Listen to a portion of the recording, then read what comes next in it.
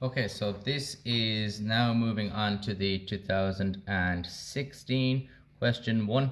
I'm just going to again focus on the calculation part, which is part C, because the rest is just theoretical. It's very easy for you just to look up the marking scheme and check if you're right or wrong. If there's any questions on those parts, please let me know and I'll get back to you on the emails.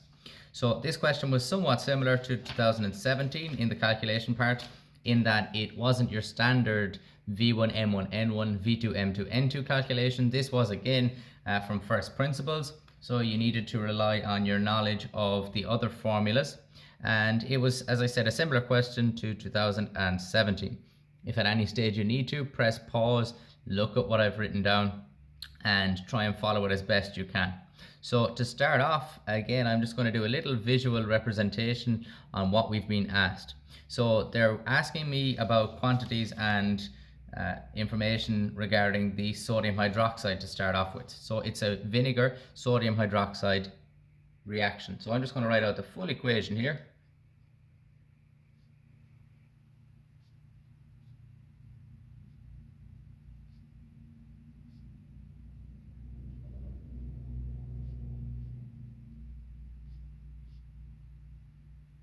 And they've already told me that eventually I'm going to be working out concentrations to do with the ethanoic acid or the vinegar, but I'm also at the beginning given quantities to do with the sodium hydroxide. Generally, if I'm using V1M1, I'd have to have a figure for the concentration of one to work out the other. That's the basis by which a titration works. However, I will be able to calculate that eventually, but they've given me quantities in grams and milliliters to do with my sodium hydroxide. So I have a bit of work to do before I go solving for the concentration of my vinegar. So again, I'm just going to do a little visual representation on what I'm solving. So they've told me at the beginning, they want me to solve for the number of moles in a pipette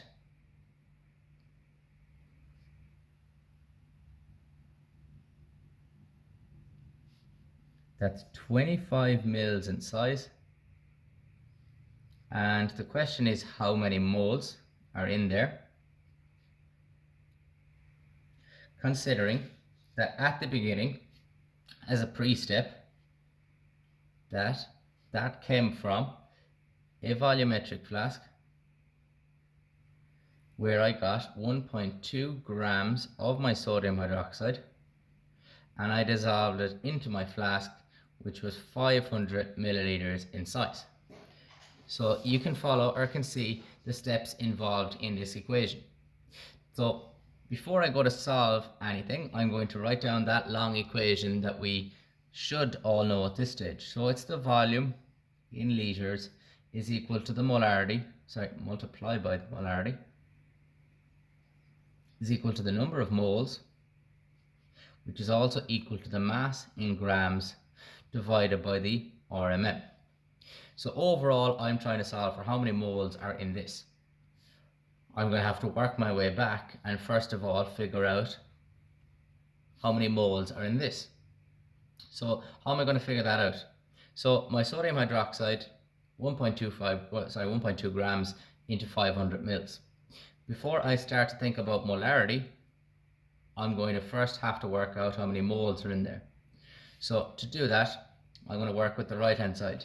So the number of moles of sodium hydroxide will equal to how many grams, 1.2 grams, divided by the RMM of my sodium hydroxide. The RMM actually equals 40. Practice working that out. Sodium is 23, oxygen is 16, hydrogen is 1, that totals 40. Divided by 40. That means that the number of moles in that flask, it actually works out as 0.03 moles. That's how many moles are in the flask. Let's now work out the molarity. So working with the left hand side of the equation, the volume in litres, very straightforward, will be 0.5 litres, multiplied by the molarity, which is what I'm solving for, and that equals 0.3. In other words, the molarity will equal 0.03 moles divided by 0.5 litres. The molarity therefore would equal 0.06 mole and a capital M, or you can write it like that. So that's how many moles I would have in a litre. That's my molarity. So if that's how many moles I would have in a litre, the question here asks me how many moles would I have in a container 25 mils in size. Well, if that's in 1,000 centimeters cubed, well, in 25 centimeters cubed, I would have 40 times less. So you just simply get your figure and you divide it by 40. So you convert how many moles I would have had in a litre to how many moles I would have in a quantity 40th of the size, and that would work out as 0.0015 moles per 25 centimeters cubed. Always in these equations and calculations, it's key that you're writing down what your unit and what your answer is, because it's going to be very hard to start solving for the next few parts if you don't have a unit and you do not know what that figure is or means. Now it's easy to see, well, that's how many moles I have in 25 centimeters cubed. So that's part 1, that's your answer. The next part is part 2. Now we're going to start concentrating on your vinegar. So everything in those questions, or that question, was to do with your sodium hydroxide, your standard solution. Now we're going to work with the unknown solution, which is your vinegar. Now again, refer back to your question. I may not go through it in as much detail because I'm presuming here you've read it. Don't forget that anything to do with a vinegar titration, there's generally a dilution involved, and we're going to have to take that into account later on. So going back to your balanced equation and looking at what they're asking you here, the next question asks the number of moles of ethanoic acid per centimeter cubed of diluted vinegar. Well, the first thing that you need to realize is that that's how many moles I'd have in 25 centimeters cubed of NaOH. Now go back to your balanced equation.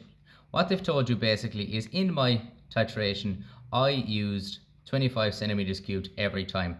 And this was the quantity or the number of moles that was needed to neutralize your acid. So I needed 0.0015 moles. Now I may not know the quantity, even though you are actually given it, but what I can immediately do is presume that because it's a 1:1 ratio, however many moles of this I needed, you are going to need the exact same amount of moles here. So in my titration, I am going to need 0.015 moles of ethanoic acid because it's a 1:1 ratio. So I'm going to bring this figure down. It's the same figure, but now it's referring to your ethanoic acid. So I'm going to now in my titration use 0.0015 moles of vinegar.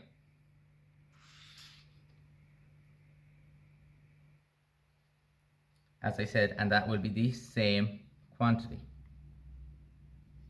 Now, in this case, if I go back to my question, the information that I was given was that in my titration, I used 18.75 centimeters cubed each time in my titration.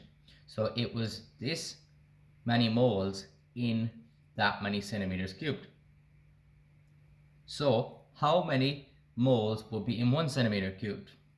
If there is 0.0015 per 18.75 centimeters cubed, if you divide by 18.75, my answer will immediately come out how many moles I have in each centimeter cubed. So that tells me that in every centimeter cubed of ethanoic acid I had 0.00008 moles.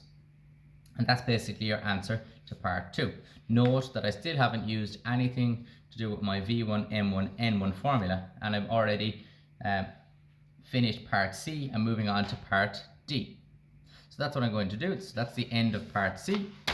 I'm just going to start a new page. I may refer back to that sheet in a second, but I'll bring down the answer from that. So it's 0.00008 moles per centimeter cubed of CH3COOH, ethanoic acid. Now, the next part, part D, asks me what would that mean in terms of moles per litre. So I've just solved how many moles I have in 1 centimetre cubed. So how am I going to go to moles per 1000 centimetre cubed? So this is pretty straightforward. All I need to do for this one is get my answer and multiply it by 1000. So that will be 0.08 moles per 1000 centimetre cubed. Now there's one important fact that I have not mentioned yet, and that was that in my titration, in my balanced equation that I would have been working with, which is here, I actually used a dilute vinegar. So this is my answer for vinegar that is diluted. Why is that important? Because at some stage I need to go back to the original, and part D asks me specifically what is the concentration of the original. So the diluted was 10 times more dilute than the original. So to go back to the original, I'll need to multiply my concentration by 10. So the concentration of the original vinegar would have been 0.8 moles per litre, or per 1000 centimetre cubed. And that's now part 1. Part 2, very straightforward as well. Carry down my answer, 0.8 moles per litre. I'm just going to continue writing it as 1000 centimetres cubed. The next question asked me, they want it as a percentage weight per volume. So I want weight per volume, which is also known as grams per 100 centimeters cubed. Okay, that looks very different to what I've finished with. So I have moles per litre, they have grams per 100 centimeters cubed. So I'm going from there, and I need to get down here. So both units are a little different. Doesn't matter which order you do it with, but I need to go from moles to grams. So I need to go from moles to grams. So to go from moles to grams per 1000 centimeters cubed, I need to multiply by the RMM. And then I have grams per 1000 centimeters cubed. I need to go to grams per 100 centimeters cubed. How am I going to go from this stage to this stage? You need to divide by 10. 1000 to 100, you need to divide by 10. So 2 steps I need to do: multiply by the RMM and divide by 10. Doesn't matter which order you do it in. And I'm just going to do it with the RMM first. So 0.8 multiplied by 60, your RMM for CH3COOH is equal to 60. So that's multiplied by 60, which equals 48 grams per litre. And then you need to divide that by 10 to go to your weight per volume, which is 4.8 grams per 100 centimeters cubed. Now, hopefully you can read all of that okay. Part D was actually pretty straightforward. You generally do this part in your titrations anyways, where you have to go from moles per litre of the diluted to the original, and then you have to go from your moles per litre to grams per litre, and eventually down here to weight per volume, which is also known as